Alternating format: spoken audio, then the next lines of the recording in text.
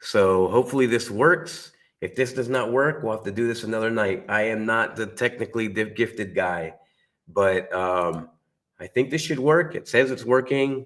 I don't know. I'm not looking at it. Let me look at it, in fact.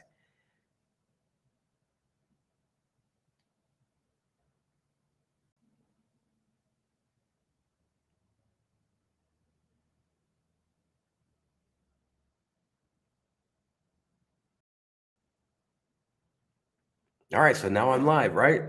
Yep, 35 seconds. All right. Wow, what a meeting. It's hard to even gather my thoughts on a meeting like this. When this happens, when stuff like this happens, it's really shocking. And it's a disservice to the community. I'm going to pull up the agenda here. I'm trying to pull up the meeting. Last night, first of all, the teachers made a very compelling argument for their feelings, right? And they have for the past several months. So we have teachers coming, and it's not just an emotional argument, right? They're coming. We all know the situation. Everybody knows how much egg costs. We all know what's going on with the pricing. We all know that teachers aren't the greatest paid anyway. They're not the worst paid, but they're not the best paid. And the level of responsibility certainly doesn't match the income level of a teacher.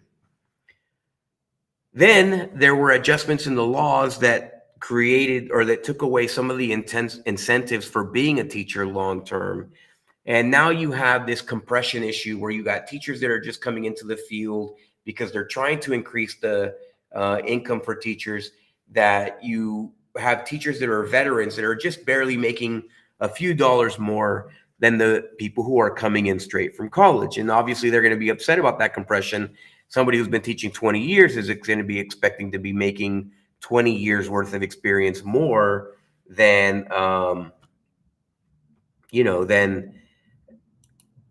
sorry, I'm getting messages here, but you can't get you're not getting paid for that experience or for the education or for any of that stuff.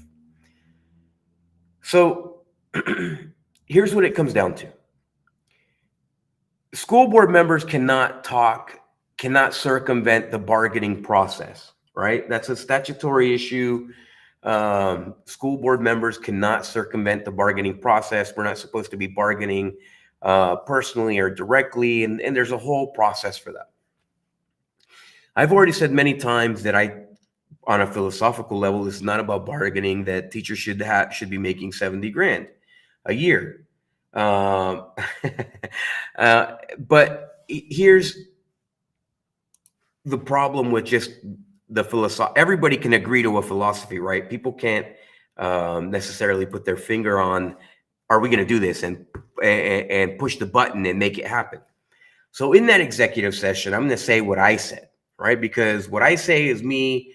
I have the right to tell the public what I said. I'm not going to say what anybody else said. But certainly I did ask the question, can we afford it? Will our budget support X amount? This COLA increase, for example, right? And the response was that we can support a COLA increase, but we would have to, or the district, I'm going to say it like this, the district acknowledged that it is feasible, but only by rewriting our budget, right? That's the only way that we can make it happen, is rewriting the budget. Now, for some, that seems scary, right? For me, that sounds exciting. And I'll tell you why. Education needs to be rewritten. We need to rewrite education. The model is dead and broken. It's dying. We're keeping this thing alive. It is now a zombie. And our kids are paying for it, right? It's no longer relevant when it comes to disciplining our kids, and it's not relevant in terms of delivering the best education. We're no longer the marquee education system in the world. Now, I'm pretty certain that the education systems that are best around the world are no longer delivering education the way that they did in 1885, right? They've moved on, okay? They've come up with new innovative ways of delivering education. So what does that mean exactly? I said it last night, so I can repeat this. If we have a teacher and we gave a teacher a bunch of money and we said, here, these are your 20 students, you set up a micro school and you deliver education for those kids, right? Well, I guarantee you that if you give her a budget, you pay her, you give her a budget, you give her 20 students that are motivated to learn, she's going to be the greatest teacher in the world. It's going to be an easy job. It doesn't matter what teacher you put in there, the better the teacher, the better the result, but you're going to have survivability rates that are much higher like that, right? But when you pack all of these kids with their phones and their discipline problems, it doesn't matter if it's Seminole or Orange or Osceola or Polk or anywhere, Duval, doesn't make a difference. Miami-Dade, you're creating a far more complex system, right? Which is trying to deliver a product which is no longer relevant to the people who are receiving it. When kids were getting educated in 1885, they wanted to go to school, right? They were looking forward. They were going to make use of that, right? Today, every kid is just tolerating school, right? If nothing else tells you that the system is antiquated, it should be that they're not interested anymore. Now, part of that is social, part of that is cultural, part of that is whatever. But the fact remains that it's not working. What we're doing is not working. So rewriting the budget, rewriting the way that we deliver education. Now, of course, there's state statutes. So there's a whole bunch of guardrails. This is not like the desert or the salt flats where you can just run in any direction for miles and miles and you don't hit any guardrails and you can do whatever you like. Florida statute has a whole bunch of requirements, and when they send money down to the school district, that money is encumbered. That money is sent for a purpose, and that's the only way that you're allowed to spend money. So the federal government sent us a whole bunch of money, hundreds of millions of dollars. They sent billions and billions across the country in education. And what did we do with that money? Okay, we bought wipes, right? We ended up spending billions and billions on wipes. And to me, that's the most moronic thing that has ever happened in my lifetime when it comes to government spending.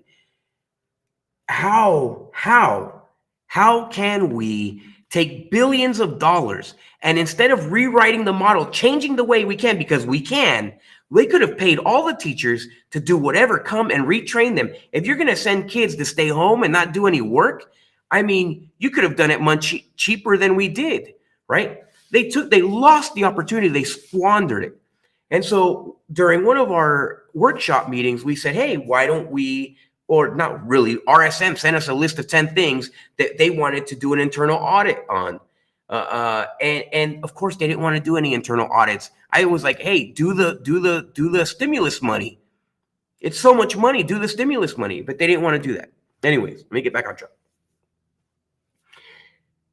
They got all of this money. They didn't spend it rewriting education. They didn't spend it on the teachers. They didn't spend it on creating tools that have value. What did they do? They spend it on things for 3 years, right? Because they signed this contract. We just saw the survey, and the survey was basically telling us that we are the greatest district, that the teachers are super happy, that they love their schools, that they love kids, that they want their kids to succeed. We spent $83,000 doing that.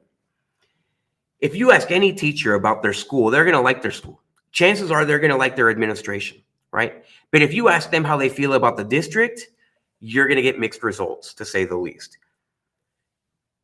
The problem, okay, is that we aren't doing anything. Our education, our district is looking to the sky and praying that everybody can retire before the system collapses. That is not an answer to education in Osceola County. So what is an answer? An answer is that you take the budget, right? You plan for several years out, and you say over the next X amount of years, okay, we're going to take all of this away. This, all of this stuff, it may not be garbage. Arguello might say it's garbage. We think it's super valuable, but we understand that now we have to reprioritize, right? We have to reprioritize because nobody wants to come teach you. So here's what you do. You put everything away. You take everything. It's like cleaning out your garage, right? You take everything out, and then you start putting things back in an orderly fashion. You get rid of the things that are not necessary, that you don't want in your garage, speaking from experience. Okay, I still have an engine from a 1983 BMW in my garage. My wife would love for me to get rid of it. Okay, I dream of buying that car again. Okay, anyways, get rid of the stuff that you don't need, right? You start putting things back in. All of my tools, I'm gonna put my tools nice and neat back in their drawers in the garage, right? So if my tools are my priority, I put those things in first, and I start building around my space in my garage according to my needs. The tools that we need are teachers. And in reality, that's the only tool that we need. If we have to pick one, it's the teachers, right? Even more than administrators. Because to me, in my opinion, right now, you cannot run one of these schools. Don't get me wrong. These schools you can't run without an administrator, right? And administrators go around doing everything all day long. I'm not discounting their value or what they do or how hard they work, okay? But what I'm saying is, if our job, if the statutory requirement, if the constitutional right of the student is to be educated, you need a teacher, right? If you can only pick one thing, you pick the teacher. So you put that in first. You put that first. And that first means $70,000 a year, right? Now, after you put that teacher, then you start putting in all the pieces that help make that tool the best tool that it can be, right? So now you put your WD-40, you go in, you put this, you put that, you put all your everything nice and neat, right? And that's how you build a district. Why? Because I know I'm not going to throw away my engine that my wife wants me to get rid of. I'm going to rebuild that engine. I'm going to put it back in my garage. But all my tools and everything is going to be work. In this example, the engine is the student. So I'm going to rebuild this engine, right? Or it's the educational model, right? Take your pick. We're going to rebuild this and we're going to make this work. But we're not going to do it if I have 100 projects piled all around it telling me how great that engine is, which hasn't been in a car in 30 years. Okay? That's the problem of education. We are not focusing on the tools that we need, on the project that we want, or on the space in which we have to do that job. If we did, paying teachers $70,000 a year wouldn't be a question. It would be a fact already. I don't want to get into the election so much, but I would say that had the elections gone differently, I'm pretty sure that right now we would be ahead of the curve. Someone told me today that Hillsborough was already in the process of approving 60K. Okay. So Hillsborough, I believe, is a much larger district than we are, and they have more money, but certainly they also have more teachers and more students. How do we fix this problem? Number one, school board members that lie to the public will never fix any problem except for problems that they create themselves for themselves. And the problems that they remove will be the problems that they create for themselves. All right. And they're going to be their focus. They're only going to remove barriers for their careers and for their well-being of some sort, financial in some cases, right? So what do we do? Well, number one, if I were a teacher, and this is hypothetical. If I were a teacher, I would be outraged. I would be outraged because number one, I don't like a school board being dishonest to me, right? You can't do anything about elections because the elections are over, right? Melendez is up for re-election in 24. I'm up for election in 24. They're going to spend $1 million in those two races to get rid of us so that they can put another 5 people that are all related, if not by blood, by marriage, and if not by marriage, by relationship, right? Or by history. If that happens, I mean, forget it. This will be quiet. It'll be, you'll go back to being in the same position you were prior to all the noise of the school district, right? And so teachers, ESPs, everyone, you better wake up your friends. You guys need to be paying attention to what's going on. You guys need to know. You guys need to start doing some public records requests. You guys need to be at these meetings, right? I was surprised by how many people came to the meeting. Not that many people came to the meeting. It needs to be packed all the time. This is for you guys. It's all happening over you. You are the key marquee issue of the time. We will always spend $83,000 for a survey to say that we're great instead of paying a teacher $83,000 because those people are all the time asking for money. I hope that you're reading between the lines here. The people who are selling that survey, and by the way, that survey, I went to the website of that company. If you can see it's purely political, right? That's a, in my opinion, company that's out there and whatever, go look at their board of directors. It's purely political. In my opinion, you hired people who are political hacks. It's like hiring me, right, to go say that your school board needs to get rid of ugly books that I don't like. If you hire me to do a survey that says that these books should not be in school, you can pretty rest assured that I'm going to come up with the result that I don't like those books. Well, who do you think did these surveys? Who are they hiring to do these surveys? Go and investigate the company that came out and did that survey, and you're going to see that that survey was done by in my opinion, okay, that survey was done by an organization which is guaranteed to give a district like ours the answer that our district wanted in order to preserve the reputation of itself. Now, you can go and check for yourself. Go and look up that survey. Go look up the company that did it. And then you judge for yourself whether you believe or you disagree or whatever. I'm going to check really quick.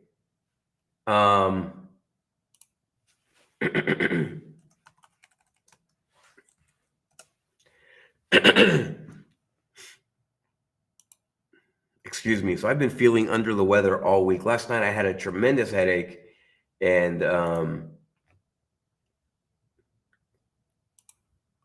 it was practically unbearable listening to people lie for that long for that purpose.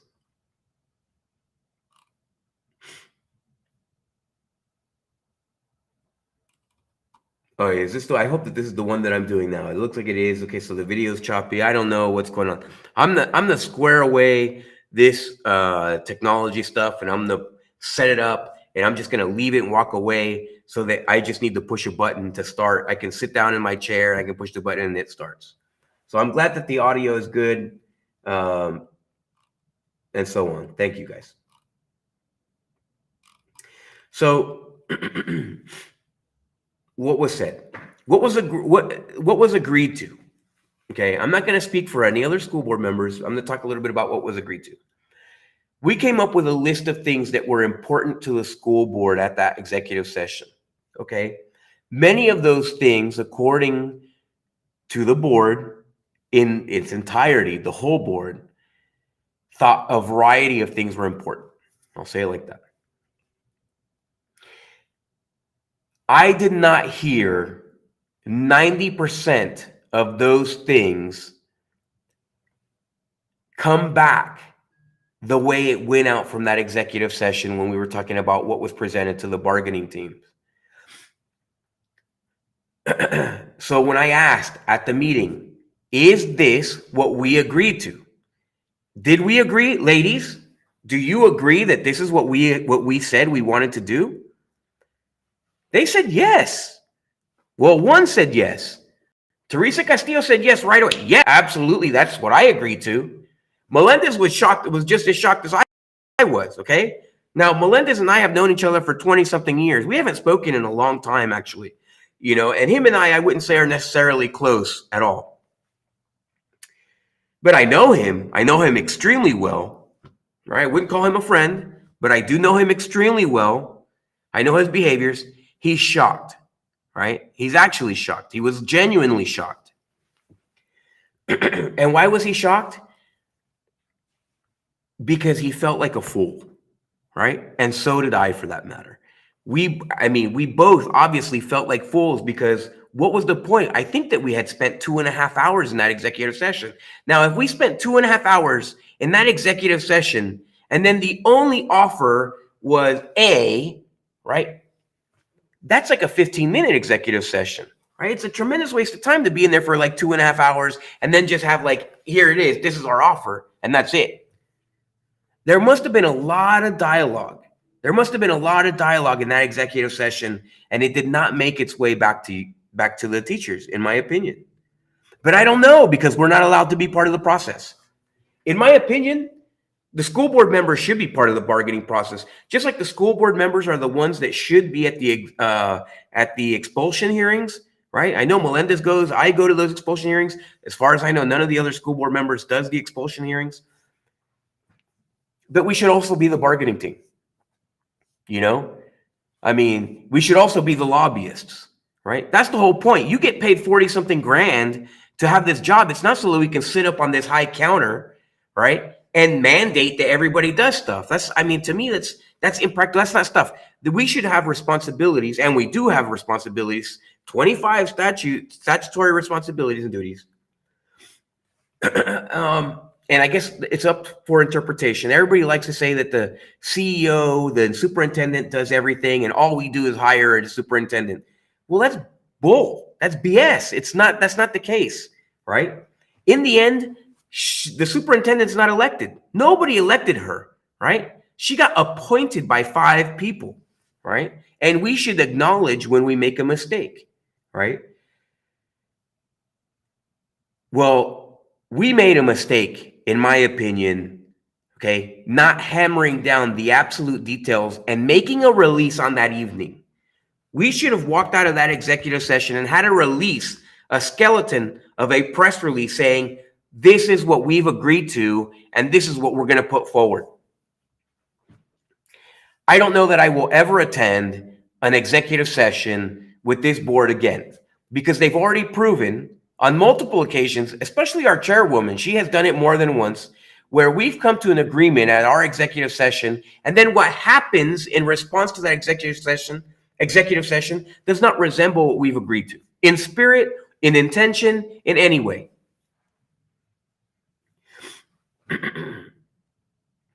So I'd love to talk to a whole bunch of teachers. If you're a teacher and you have my number, please call me, because I'd love to talk to you about what's going on. Yeah, sorry. I don't know what to do, guys, about the video.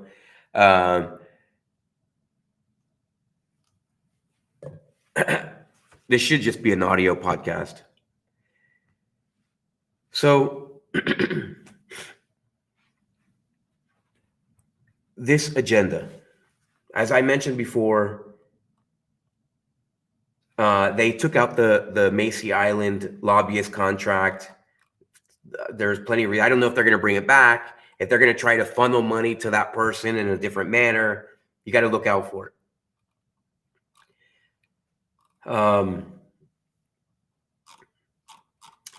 Here you see some contracts. They lumped a whole bunch of contracts together. This is what they do. They try to exhaust you with paperwork. They'll put 20 contracts in one bullet item, which they've done before. I'm not saying that it's bad or that it's wrong or it's illegal or anything like that, but it's certainly not best practice, right, to do that. If they're going to do that, they need to give you more than a week, because as a school board member, you're supposed to go through this whole agenda. Now, we know these 3 ladies aren't going through this whole agenda. There's no way. They don't even know. In fact, somebody mentioned this. It was Heather Cahoon who mentioned the master board training.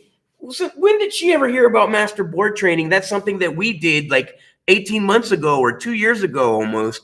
A master board training where the 5 members go together. And I changed my mind on that, going back and forth, because what's the point of going without Melendez? If we're going to work together as a board and we go the 4 of us and we leave him behind, first of all, it was a requirement that all 5 board members win, right? When we did it last time, the only reason we didn't do it last time is because we couldn't get 5 board members to agree. I think 4 were in agreement, and Teresa Castillo did not want to go, so we didn't go, right? So now he says no. And then they're like, oh, well, it only has to be 4. It only has to be 4 now. 4? Why would it be 4? We need 5 to make a decision. You need 3 to make a decision. It should be all of us. We either all go or we don't go. Okay, fine. Right? If we pay for it, get a refund if we're not going to go. But I said, okay, you know what? I'll go. I'm not going to say no. I'm not going to not go and not work with them. Right? Last time we went there, I think some of the school board members embarrassed themselves. But certainly I'm going to go and try to work with people. Well, obviously, but here's my point. That's hand fed to her in the way that I perceive it, that's being hand fed to her. It's being given to her. Like, here, we want you to say this. Here, bring this up. There's nothing of value going on.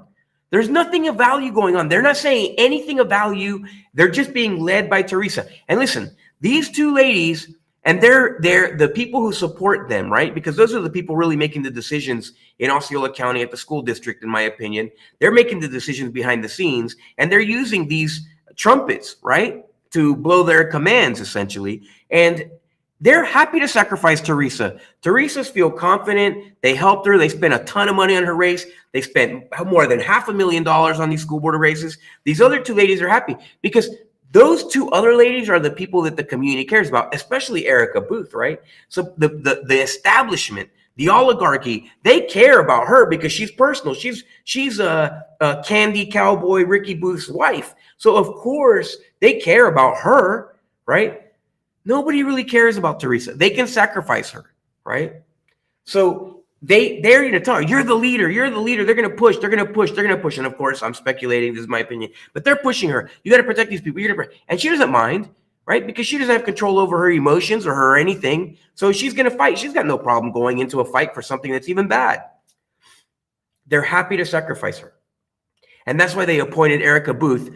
Erica Booth, who has not, I'm not sure that she has said a single thing of value in the time that she's been elected. First of all, she didn't speak their entire campaign. She's like a Joe Biden campaigner, right? She went through to a friend's house of mine. They were walking, and Candy Cowboy Ricky Booth gets out and talks to the person at the house. She stays in the golf cart. Never got out of the golf cart. So Candy Cowboy goes back to the golf cart after a conversation with the neighbor. The neighbor challenges on a couple of things. Candy Cowboy gives up and walks away. Here's why I started calling him Candy Cowboy. Remember these? I saw this in a little store in the Northeast, and I had to buy it. I saw that they, I don't know if they paid Ricky Booth for this picture or what, but, So, so here's the thing. Nothing is going to change right now, right? We are at least 4 years away from change unless one of these school board members is removed in some way, shape, or form. In 2 years, with 2 new school board members, potentially, everyone can be silenced. Imagine the tyranny should all opposing voices disappear and the only people who are there are people who have a meeting in 5 minutes and then they go spend 55 minutes having dinner together. That is not a good way to serve the people. But that's what was there before I got there, before Melendez got there, right? That's what they had. They would go out to dinner after their meeting. They'd have a 5-minute meeting, agree on agenda. Yeah, boom, boom, boom, boom, Well, now things are really important because they've basically allowed, under the cover that the entire country has this problem, right? We're all experiencing these problems. Under the cover and under the excuse that everybody is having the same problem, they did nothing. They did nothing. They absolutely accomplished nothing. What did they do? They changed to a healthcare provider, which in my opinion has not been at the level that they should be. Right? Not to saying that it's bad. I don't know enough. I'm not an expert, right? And I don't use the healthcare because the one time I did, I was not satisfied. I did not like it. It was really bad. They really wasted my time. I was upset about it. So fine, I'll just go to my socialized VA healthcare where I get equally bad treatment. But that's what it was like. A waste of my time. So after all this time of nobody doing anything, we have the pandemic, people get sick, we get hundreds of millions of dollars, and they waste it. And where did that money go? They didn't transform education. They didn't make our grades better. They didn't sustain the knowledge of these kids. They didn't sustain the teachers in the healthy environment. They didn't do anything. They spent that money, they burnt through that money, right? Buying wipes. Well, there's good reason that they needed wipes, right? Because they really messed the bed. They lost an opportunity to use hundreds of millions of dollars to rewrite the educational system when they could. Well, now the education system is accelerated. The decline is accelerated, right? Now the kids had a year off. We did not engage with those kids in the most effective way. Thank God we're in Florida where they engage the kids some. Imagine being in New York.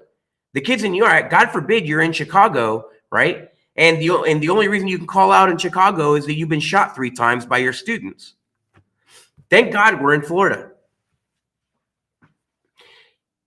We have this decline, and it's a rapid decline. And teachers are pulling that ripcord, right? They're on their way out. I don't need this. These kids are like, they're coming from a zoo. The parents just want to abandon them at school. The parents don't support the teachers. Everything is a mess. Why? Because you had a year in a vacuum, right? That's what happens, right? Like if you're doing an experiment, you put things in a vacuum, right? And that's what happened in education. It got put in a vacuum. And over that year, right, things got worse. We realized what was happening. Parents realized, the books, everything. There are some crazy teachers out there. There are some crazy teachers doing some crazy things. I'm not going to say that. And we have to be able to acknowledge that there's some crazy teachers doing crazy things. By and large, we have a ton of professionals who have spent decades putting these kids first, along with their own kids. And they realized what being at home means, right? So now how do we fix it?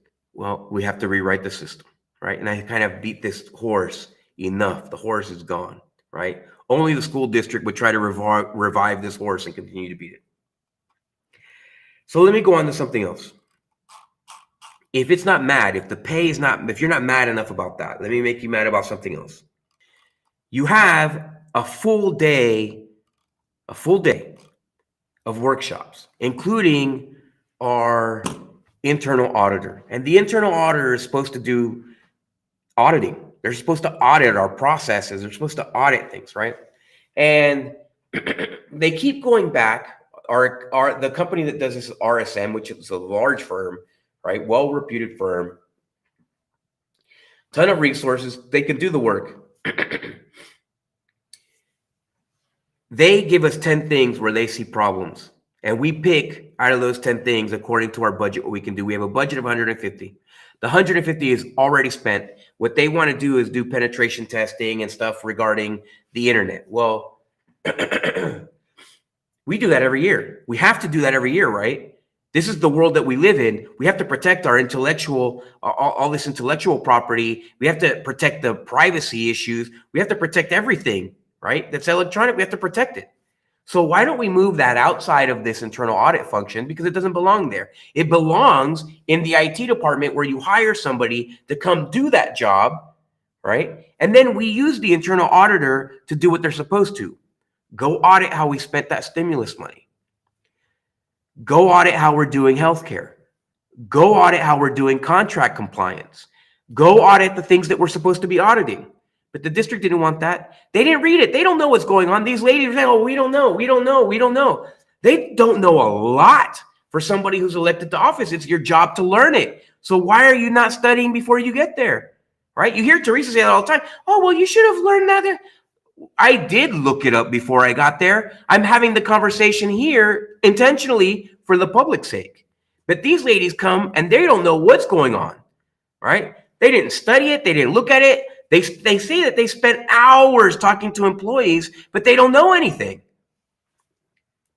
Imagine being their student. Well, so we have a district which is not auditing itself. After the biggest infusion of money in the history of its lifetime, we have teachers who are leaving, 170 vacancies. We're reporting surveys that say that they're the happiest teachers and they love being here, even though we can't keep them here. We have a letter going out from the superintendent stating that we are not in compliance, but this is our plan, which has to be approved by the board. But it was sent out several days prior to the board ever seeing it. If the board rejects that letter, then we send another letter saying that the board rejected the letter that they sent. Then we have 2 teachers come up and say that they're out of compliance. We had one teacher I want to focus on. We had one teacher who came up there and said that she only speaks English, from what I understand. Please correct me if I'm wrong in the notes. She only speaks English, but she's teaching ELL. English, she's English as a second language. She's teaching, I think, Portuguese or Spanish.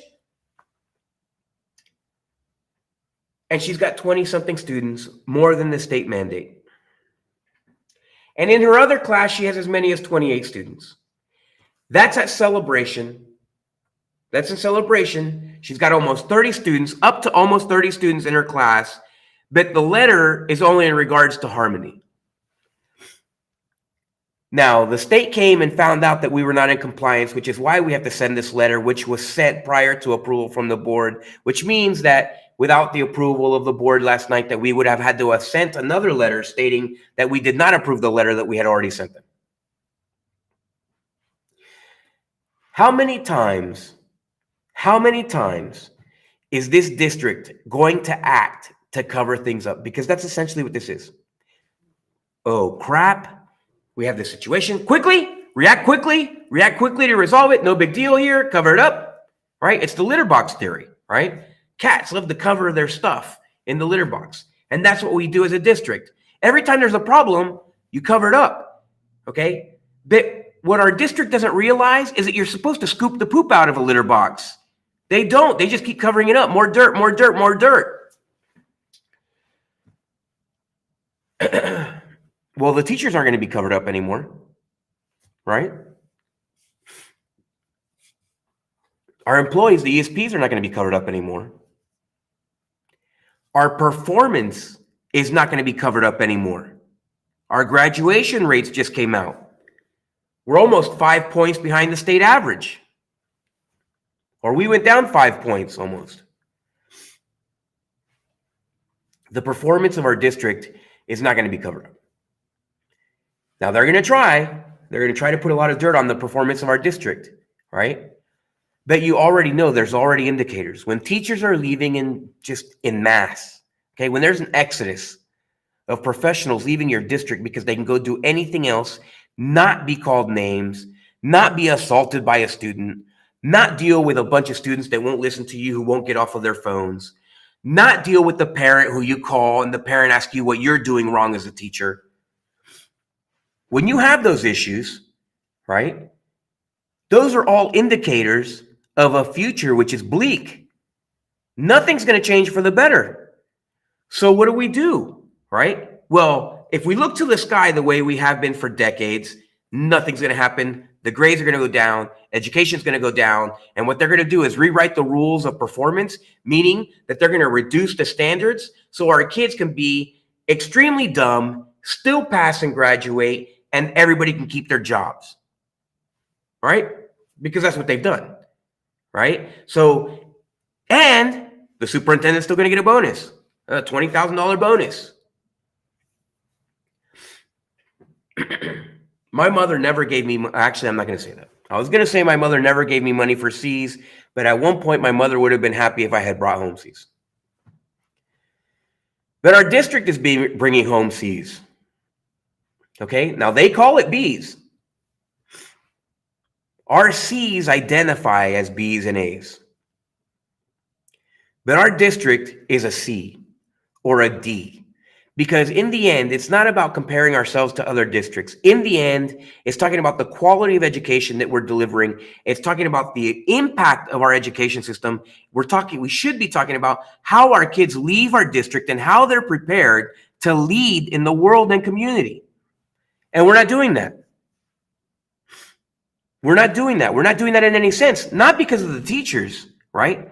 But because the teachers can't be focused when you're starving, right? You can see it. Look at the war in Afghanistan. Look at the war in Ukraine, right? Why aren't the Russians doing better?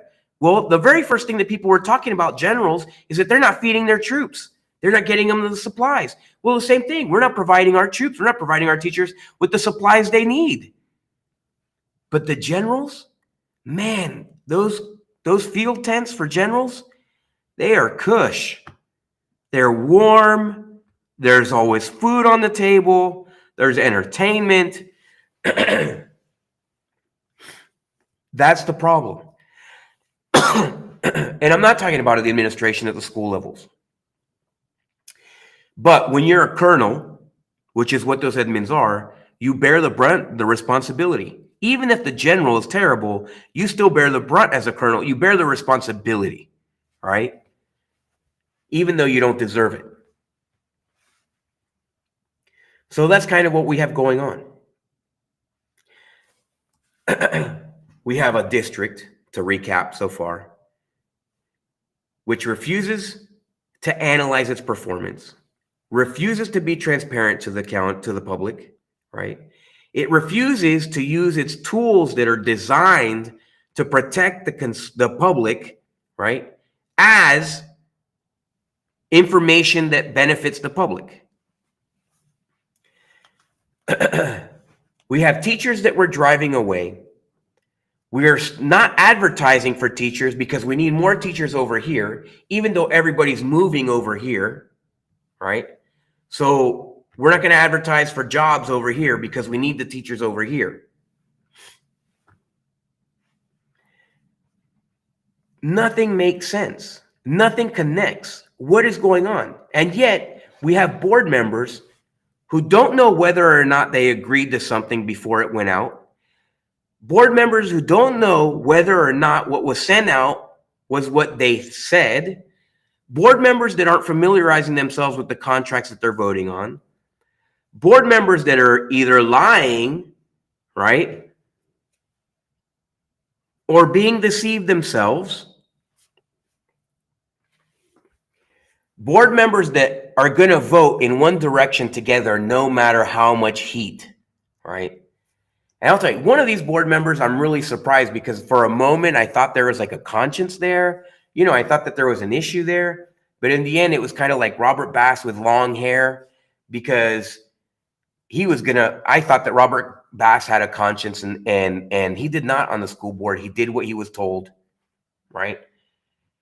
And then he used his dislike of me as motivation to go and do what he was told. Well, I mean, the person who replaced him is pretty much the same thing with a better haircut. And there's no conscience there. And so, yeah, I mean, I think that if we were going to, if our 3 school board members, the majority, if the 3 school board member majority were a band, a good name for them would be buyer's remorse. I'm sure that a lot of people would love to take back their vote now that they know who they've placed there.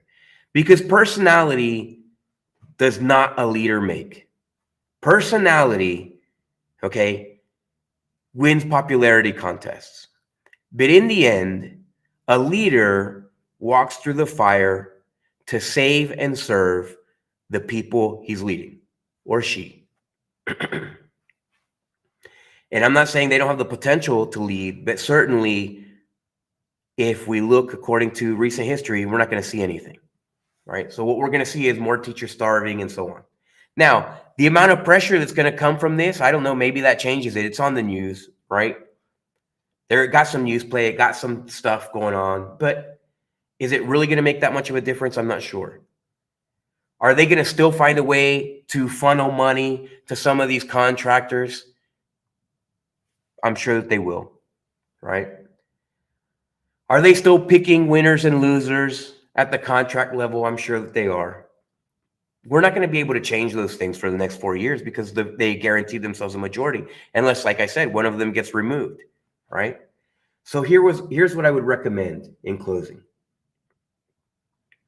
And I'm sorry I couldn't get all my stuff up here. It wouldn't work. I'm having all kinds of connectivity issues, right? So I'm actually running this off of my phone internet because the internet went down here and all this stuff isn't working the way it's supposed to, because I had a whole different format for the show. But instead, I'm just kind of going through what hurts my heart the most, which is the whole teacher aspect, the whole failing the teachers, not taking the opportunity to spend those hundreds of millions of dollars from the federal government and convert this. And here's the thing, every time somebody from the federal government comes, they're total,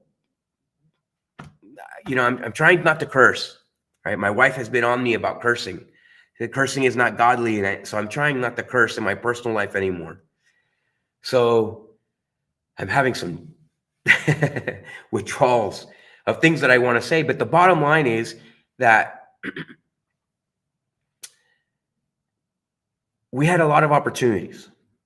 We're not taking any of the opportunities because the people who have the ability to make the decisions are taking other opportunities that don't benefit the community. That's clear, right? But the people who have come from DC, who you would hope would look at that and say something, right? We've had that guy at the Department of Education in Washington, DC, and he only talked about LGBT stuff. How stupid is that? Right? Not because they're saying anything LGBT. I don't care. Go ahead. Hey, we gather all the kids that are involved in the LGBT community and tell them they're great and that you love them the way that you should. Fine, no problem. But if you're the department, if you're the Secretary of Education and you come down here and you don't talk about how our schools need to be better, how students are failing, how Osceola County is getting worse and worse, and how our mode of education, the model of education and everything is suffering from a severe crisis of creativity and innovation. And then you talk about LGBT, which is some stupid Washington, D.C. thing. You're an idiot. And that guy is an idiot. I've lost all respect for him and for his entourage, Darren Soto. Now, I've never really had a problem with Darren Soto before. I thought that he was always somebody who kept his nose clean and he didn't create fights and he didn't create battles. Yeah, he's not the same party I am, but I wasn't somebody who hated him or anything like that. I was frustrated. Him and I, of course, we're not going to agree on anything politically. But man, how downhill he's gotten. First of all, everybody keeps mentioning his name, but he was running for re-election in a tighter district, in a tighter environment than it's been. And so, yeah, he's going to come down here. And then what do? They put him on stage. They let him talk at the graduation. They gave him all kinds of things, all kinds of deals going on. We're going to be breaking some news about this on the next Unsanctioned. So please watch the next Unsanctioned show with me and Tom. We're going to be breaking some exciting stuff at that show. But that guy comes here and he doesn't do anything either, man. He's just LGBT is the only thing that they can think of. I mean, let's educate these poor kids within the LGBT community, for goodness sake. Let's educate these athletes. Let's educate all these kids. You don't just give them a free tuition to Valencia College when they couldn't even pass an entrance exam if they had one. And you're not creating a successful picture if you're giving these kids free college and you have teachers on food stamps.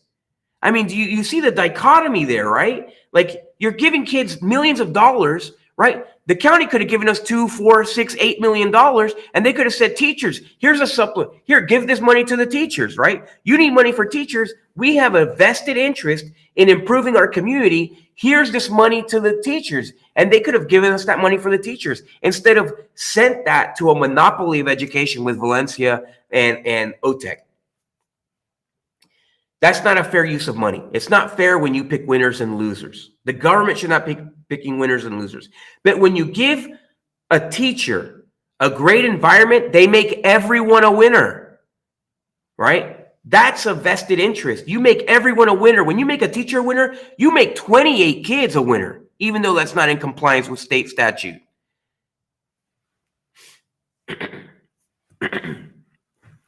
I'm losing my voice.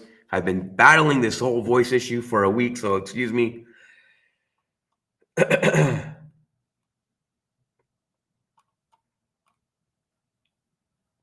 I'm just now kind of getting through these notes. Listen, what do we do? I know I'm not the only one that's frustrated, right? I'm the only one who makes a fool of himself and who hurts himself by going around and calling all these politicians out and saying, hey, Fred Hawkins, you put too much gel in your hair.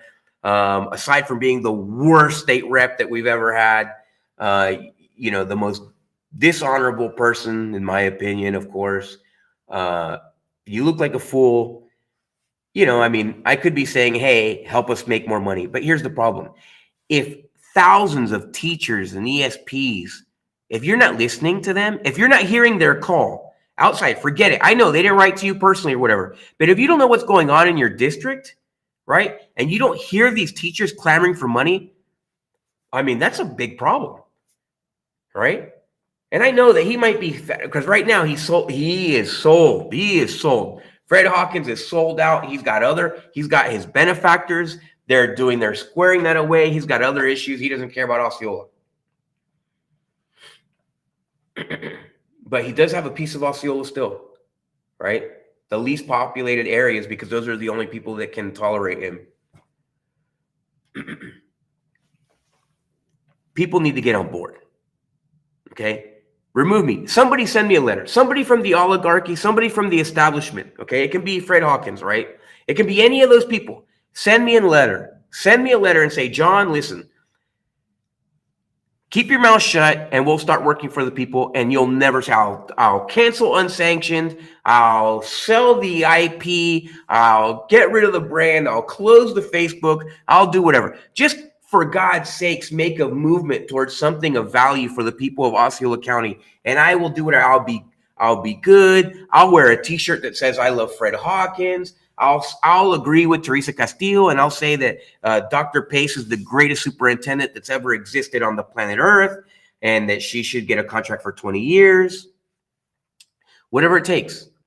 But for God's sakes, there's so many people who are elected who could do something. And if an elected politician tells you they can't do anything because they're one vote, or they can't do anything because they're not the right party, or they can't do anything because of the state, or they can't do, those are people that can't, those are individuals. They just can't do anything. If they admittedly tell you they can't do anything, that they can't do anything, we need to get rid of them. Find somebody who can. Somebody said that to me a long time ago, right? It was at a city commission meeting. And I think it was the first time that I ever addressed any body, any public body in Kissimmee. I don't even know how many years ago it was, but I got up there. Wanda Rentis was on the dais at that time. She was a city commissioner. And I said, you know what? You keep saying that you guys can't do anything, but if you can't do anything, then resign. Resign and go. If you got no ideas, why did you run? Erica, if you didn't know anything, if you didn't have anything of value to add, if you're so behind the curve, if you had a whole year to campaign for office and you didn't know what you were going to do the minute you got into office, resign and give somebody else a shot. Debbie Mann would have been a great school board member. I think we saw that immediately. She got up to that. She was great. Chris Fontenot.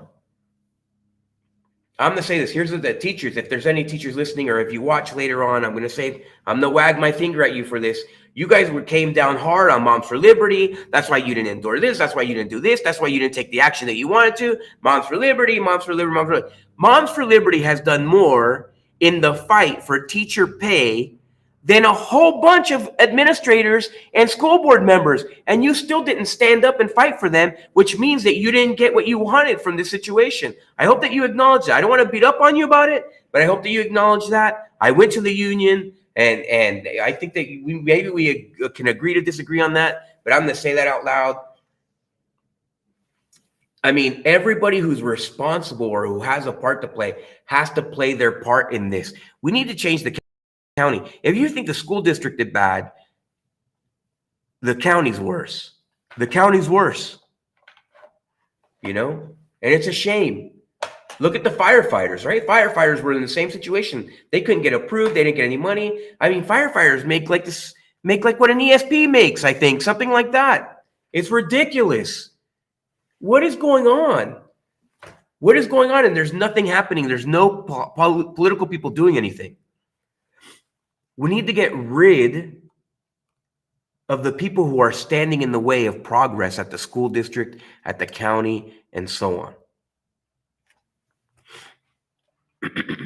I didn't have a chance to get my stuff all together. I went home. I tried to get home as quickly as I could so I can eat dinner with my wife and my kids and so on, and then come here and be here on time and whatever. And of course, I get here, there's going to be all kinds of technical difficulties and so on. I'm at 54 minutes, so I'm going to wrap up in 5 minutes and 40 seconds. So maybe I skip some of this and push it to the next week. I've kind of been going around in a circle about this teacher pay stuff, but I think it needed to be said. And I think that therapeutically, I needed to say it because, my God, sitting up there on the dais with those people who are either happy to lie to you or who have convinced themselves that what they're saying is true, it's practically unbearable. And here's the thing. I will never appreciate more being the worst person in a group of great people like I was in the Army. I was surrounded by heroes. I saw people do amazing things. I saw amazing feats of character and principle and so on in everything, not just in battle. In battle, I saw heroes. I saw people be heroes, win medals and stuff, right? Don't get me wrong. But who they were on a daily basis and the fact that they loved each other and they treated each other with respect. And from my leaders, I learned, my goodness, if you lead people like this, you create heroes, literally. And so when I sit here and I look at the people to my right and to my left, and I'm like, why can't we lead? Why are you failing to lead? There's no danger involved. You have all the resources that you could ever need. You could lead these teachers and be the best district in the country. You'll have every teacher coming here. People will be flooding Osceola. I know that we don't want development in the county. We're going to talk about development next time too. Development has a big focus on the next Unsanctioned. We're going to talk about development a lot. We got stuff on that. But my goodness, we are failing to lead. We're failing the teachers. That we are the largest employer in the county of Osceola County, and we're failing our employees. That says a gigantic thing about Osceola County. Why didn't Amazon come here? Just look at their examples. Look how we treat our employees. That's not gonna be them. They don't want to be in that arena, number one. Number two, we didn't have the educated workforce. That's one of the reasons they didn't come, because we didn't have the educated workforce. And look what we're doing. We create Neo City for somebody's pet project. $300 million over there that we've put in, and we can't pay a teacher $70,000 a year. $300 million. What we received essentially from the federal government, we have spent over there in Neo City. We even built a school to make them all happy. The district did, right? Because they're all buddies, right? Oh, hey, I got a plan. Neo City, boom, let's build Neo City, $300 million, boom, throw all that money into this. The county would have been far better use of their money to come in and support the school district, creating an environment for our teachers that was as enriching as we want the environment to be for our students. If we had done that, people would be sending their kids from all over the United States into Osceola County. And I'll give you another example of this, OXA. If you look at Osceola County School of the Arts, their formula works for academics, right? That's a nationally known school. That is a state-ranked school. It's a great school for academics. Apparently they know how, right? They know how, but they can only do it for a small section, right? And it's only for a section that fits this group of people for the most part, right? They have to like what you're doing. They have to like who you are. And if you don't, that's like a fraternity, right? That's like a secret sauce club. Why can't we do that across the entire district? Why can't we, if we have a school that's performing at that level, why can't we do it across the district, right?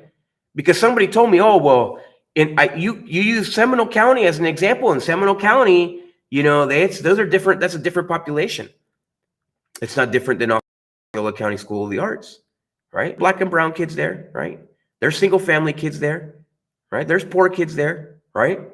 And I mentioned those three things because a while ago I was at a SAC meeting and I had an administrator say in front of me, it went into my ears and it will never leave my brain. They said that the reason that these schools is challenged because they were full of black and brown kids, because these kids are all broke and because they come from single family homes. And of course, that's a barrier to great quality education, but we can do it across the entire county. We can do it everywhere for our kids. And there's no excuse. If anybody believes that we cannot deliver an education system, right, that is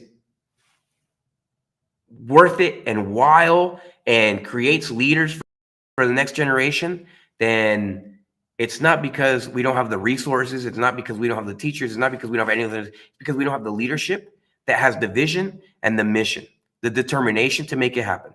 That's what it is. So listen, God bless you. I love this community of Osceola County. It is my home. It is where I raise my kids, and I'm gonna keep fighting for it. Fight along with me. Reach out to me through any way. Follow me on Twitter, please, at John Unsanctioned. Teachers, I want to hear your response. I want to hear what you guys have to say. So go ahead and get in there and say something, right?